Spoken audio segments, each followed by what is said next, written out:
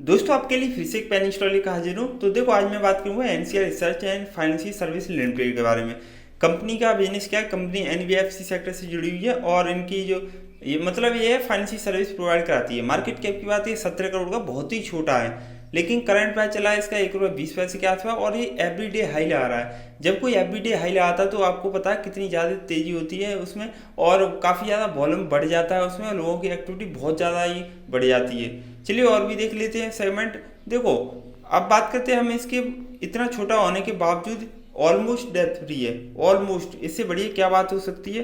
अगर हमें penny stock को वो भी डेप्थ फ्री मिल जाए ना तो ये तो सोने पे सुहागा वाली बात हो जाती है।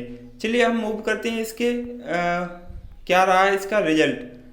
बात करें हम, देखो पिछले क्वार्टर से इस बार काफ़ी ज़्यादा इसमें प्रॉफिट, देखिए ऑपरेटिंग प्रॉफिट तो माइनस में चली गई। मतलब ये कंपनी आप ये कंसीडर कर सकते हैं कि प्रॉफिट मेकिंग नहीं है, बिल्कुल नहीं है, प्रॉफिट जनरेट नहीं कर रही है, एक्सपेंसेस बढ़ रहे हैं, सेल्स कम हो रही हैं।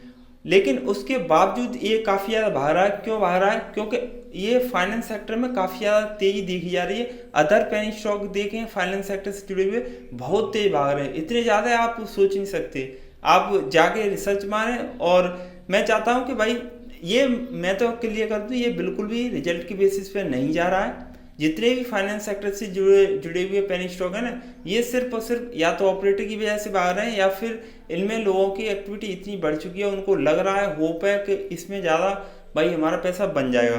चलिए और भी देख लेते हैं बात। ईयर ऑन ईयर ग्रोथ की बात करें तो ना के बराबर है। और भी देख लेते हैं सेगमेंट फटाफट से। प्रमोटर होल्डिंग की बात करें तो वो भी एक तरह से ना के बराबर, बहुत ही कम, 2% 3% कोई प्रमोटर होल्डिंग मेरे हिसाब से ठीक नहीं होती। बाकी पब्लिक पूरी तरह इंटरेस्टेड है इसमें।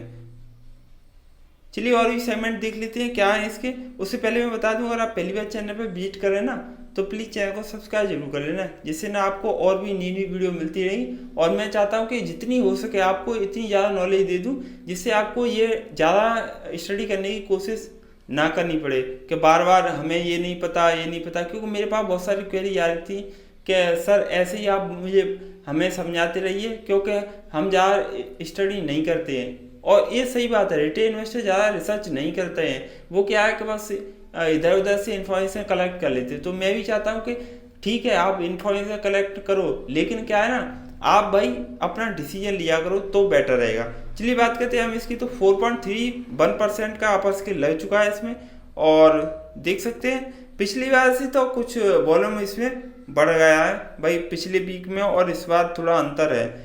चलो और भी देख लेते हैं। और वेरी बुलिश साइन है, तो मुझे ऐसा लग रहा है कि इसमें तेजी बनी हुई है और इसमें कोई भी रेजिस्टेंस नहीं है।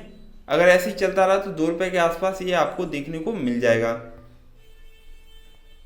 और 100% की इसमें डिलीवरी उठाई जा रही है, इससे बढ़िया क्या बात हो सकती है। इससे मतलब मुझे तो ऐसा लग रहा है पूरा भाई पॉजिटिव मूवमेंट है और इस जितने भी पैरामीटर है वो एक कंपनी फुलफिल कर रही है एट दिस टाइम, तो आप इस पर भरोसा कर सकते हैं। देखो अब मैं बात करूँगा भाई आपको जाना चाहिए या नहीं जाना चाहिए, तो ये डिपेंड करता है कि आपके ऊपर फ्रेश एंट्री करोगे या नहीं करोगे। क्योंकि कई बार ऐसा होता है कि आपने जिस प्राइस पर बाई किया उससे नीचे चला जाता है, फिर आप ब्लेम करने लगते हो। तो ये डिपेंड करता है आपके भाई आपके पास कितना कैपिटल है, आप कितना रिस्क ले सकते हैं, ये सारी चीज़ अब ये मैं तो नहीं बोल सकता, लेकिन फिर भी मेरे हिसाब से ये ऊपर जा रहा है, बस मैं इतनी हिंट दे सकता हूँ।